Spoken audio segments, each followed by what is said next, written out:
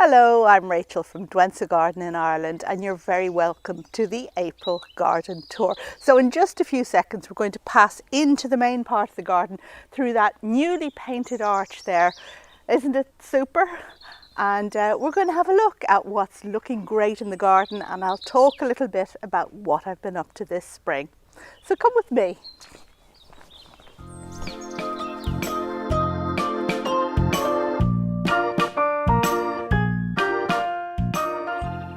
Isn't it just wonderful when the flowering trees come into their own? And this very morning I noticed that the cherry blossom, the main cherry blossom, has started into bloom.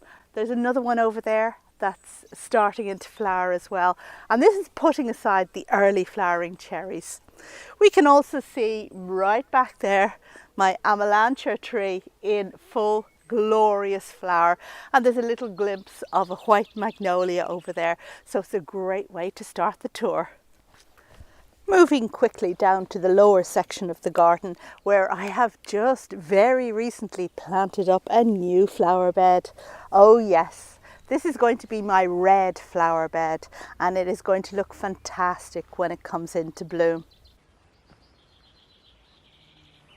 Just to the left of it we have the long border, and the thing that's really looking good here at the moment is the tulips. So we have the lily flowered tulip called ballerina, which is a really good one for coming back year on year, and it's looking fantastic at the moment. I do think I need to add a few more tulips into this bed going forward though, because although I love the lily flowered ones, they have a less of a presence than more bulky ones, so a little something else in here will be great. I've of course been doing a little bit of dividing and replanting, namely with hostas, and the crocosmi as well all got divided this year. Well, not all of it. We'll leave Lucifer out of the equation. And over here to the long border where we have that podophyllum spotty dotty looking great here. I do love that, and you already spotted a piece of it down in a border further down in the garden. The pruning is now, of course, all done, or let me just clarify that, it's almost all done, because there is this enormous hedge that's at the very front of the garden that I've had to do by hand this year for reasons I won't go into. But it's a brute of an old hedge, an Eleagnus, that has beautifully scented flowers later in the season, but it's been allowed to get out of a hand, and this was such a job with a ladder and loppers. Some of the branches, as you can see, I haven't been able to reach, but I will have another go at it again. Oh, and of course the mulcher that I was using to mulch up the cut branches decided to die, so we'll have to get a new one of those. Well, I feel like we're friends now because I've shown you I suppose the unattractive end of the garden, the job that isn't quite finished, and the problems that we can encounter in spring. So we go out to the garden full of enthusiasm to get things done, to get the place weeded, to get everything pruned. And I must say, all of my garden is pruned now. Well, except I already said this. And then life can get in the way, so the mulcher breaks, or you can't quite reach something, or you don't have the strength to do something else, but it's all part and parcel with it. And I guess the main thing is just to keep going, because your enthusiasm will come around again. But let's go and see something more attractive. I've lots of tulips in flower. By the way, you can see how certain bushes like the sambucus is already kicking back into leaf after the pruning it got early on, and that's so encouraging. As you probably saw, the grass is very choppy, and that's because it was impossible to mow into April. Yes, April is the time this year when we finally got round to cutting the grass, because it was just too wet. And we had to cut high and then a bit lower, and the result is that it's still a bit choppy. We have a robotic mower now, and the poor little love is afraid of the grass in certain places because it was allowed to get too high. But this is an exceptional circumstance. I do hope we don't have any spring this wet in future, because it was really hard to deal with, and I know there will be some losses in the garden. The grass is just being gotten under control, and hopefully when you come back for the next garden tour it'll look a bit better.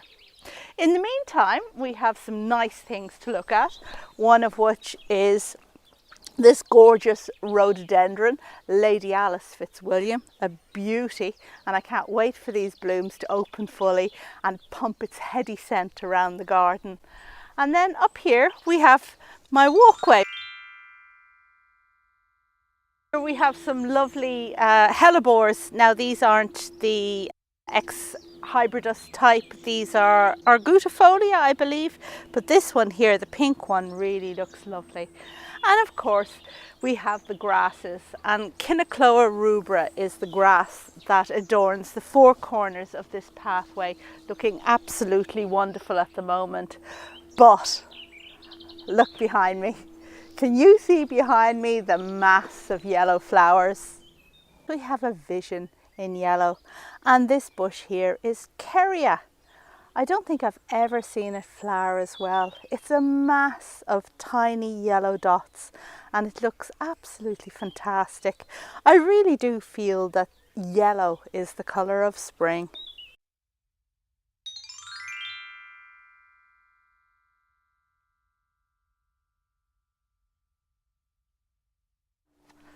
Did I forget to mention, it's been an amazing year for the camellias. On the right we have the bogart bed. Oh, it's a long story, but for the moment the main thing to note here is that there are peonies coming, and this is awash with peonies in May time. But the main thing in the border that looks good at the moment is the tulips, and we have the Emperor series of Fosteriana tulips. This one is called Purissima, and I love the enormous goblet shaped flowers. It really is one of my favourites. Up above the bed we have Magnolia Star Wars with giant pink flowers that unfortunately you have to look up to see. And across from that bed we have, I suppose, what I'm calling my Sarracenia border, because I've got two planters in here full of the carnivorous North American Sarracenia plants. But what's salient at the moment is the Stipa tenuissima, the short grass, and the tulip that just dances above it. And that tulip is also a Fosteriana one from the Emperor series. I think it's called Orange King, but it is absolutely gorgeous, and I'm thinking of buying some more of these to put down in the long border and go together with the orange lily flowered ballerina that's there. A very good one for coming back year on year, by the way. The Sarracenia, of course, have been cut back at this stage, and I expect to see flower buds soon. In fact, I do see some of them already. The evening light is a lovely thing when it gets going, and you can see how it lights up the tulips when they're backlit, and I guess not in the glare of the sun. If only we had more glare of sun actually, but when they're not in the glare of the sun they do look nicer. In this large bogart bed we have a trillium, which I moved last year, and I do think it's a much better place for it. We can see it so much better than where it was tucked away before. It's actually a decent sized clump, which is a bonus. And over here we have some variegated acacia looking fantastic, some lathyrus and some anemone blanda. We're going to head up here now, but you can see already how the grass is littered with the petals of Magnolia Star Wars, and I do love petal leaf litter. It's so gorgeous for a day or two until it goes brown and mushy and has to be manually lifted off in all its ickiness. As we head up this path there are a couple of flowering delights I want to share with you, and the first of which is this group of primroses on the right. And these are Douentza in conjunction with dark rosaline, and I just love the cream coloured one in particular. They just look like a complete bouquet. On the left we have a mass of Darwin hybrid tulips, and this one is called Magnolias, just coming into flower. You can see how some of them are still closed and some are just opening up. And yeah, well, yellow and orange together in spring, it's just fantastic, isn't it? It kind of lifts the spirits and all those wonderful things. But I do think you need to be a bit circumspect, a bit wary of orange in spring, because if you're not careful, you'll end up with an autumn look when you want spring. I always think that yellow is for spring and orange is kind of later in the season. However, I do love orange, and very recently I bought an Edgeworthia, the red dragon one, which has orange flowers, and it's quite pretty. But when I see it with a backdrop of beech hedging that is brown, it doesn't say spring to me. Darwin hybrid tulips are of course excellent for coming back year on year, and they have those big flowers, so highly recommended.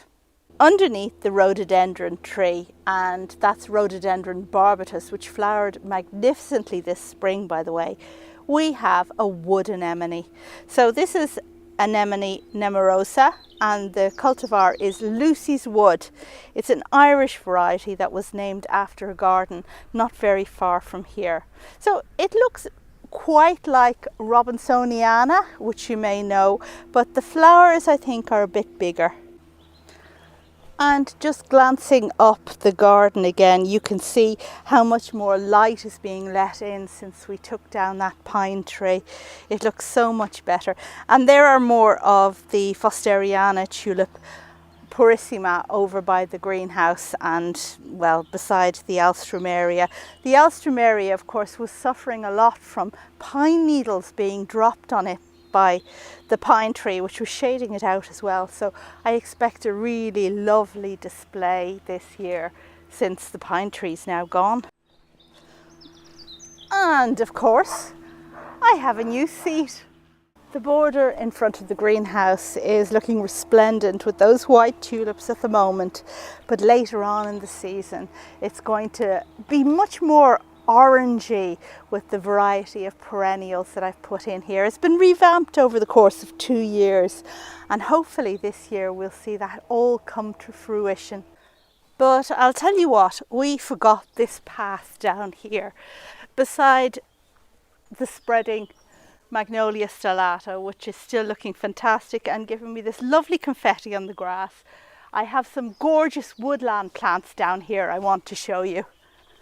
Here we have a variety of probably mostly North American woodlanders. So we have erythroniums on the right, and there's another little yellow one further over to the left. We have in the middle, just going over, the fantastic bloodroot or sanguinaria, which is one of my, I think perhaps one, is it my favourite? It's one of my favourites anyway, if not my most favourite spring plant. And then behind them all we have Trillium cuneatum, a nice big clump, and two smaller clumps. And you can see how this bed is, well, it's the boggart bed, isn't it? It all leads over to those white tulips we saw not very long ago, and then behind them the other border with the orange tulips and that big red camellia tree.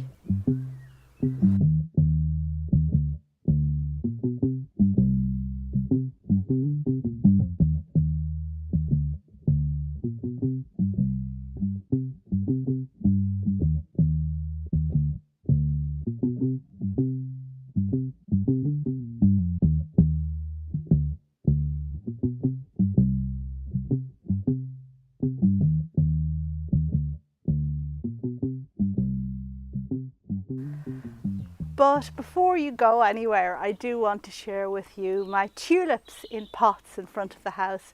Now, you saw them before in my second before last video, and some more of them have opened to date, so let's go and check them out.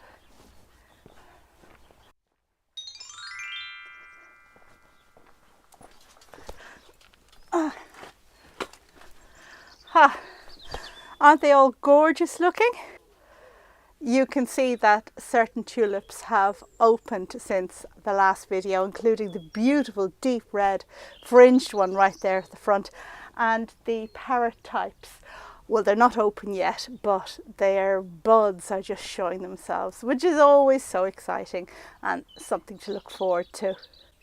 Well, I guess that's the garden tour pretty much wrapped up, but I still have plenty to do in the garden. There is still weeding to do. I've prioritised removing some of the annual weeds that I know self-seed like mad, like fleabane for example, and that is just so that I don't make double problems for myself a bit later on. And I still have a couple of beds that haven't been touched yet, but that's all part of spring. Next month, of course, will be more pruning, more trimming of hedges, etc., etc. But before we get there, we have lots of flowers to look forward to and lots of great things to look forward to doing in the garden. If you are just getting out to your garden now, I seriously recommend that you prioritise the weeding of those annual weeds and just generally prioritise weeding, because everything that you do now is going to stand you in such good stead for later on in the season. It's the difference between wanting to go out into your garden in summer and not wanting to because it's just overrun with weeds. And not meaning to harp on too much about the weeds, but even a garden that's fairly well maintained, it just takes 1 year of neglect and the whole thing can become quite difficult to manage. So that's it for me. Those are my words of advice in terms of what I'm doing in spring anyway. I hope your gardening is going well. I hope your gardens are looking absolutely magnificent with magnolias and, well, tulips and all kinds of primroses and spring flowers. And I will see you on the next video. If you haven't subscribed to the channel, by the way, I need to start saying this, please do consider subscribing to the channel and just hit that button down below. Thanks as always for watching. Bye.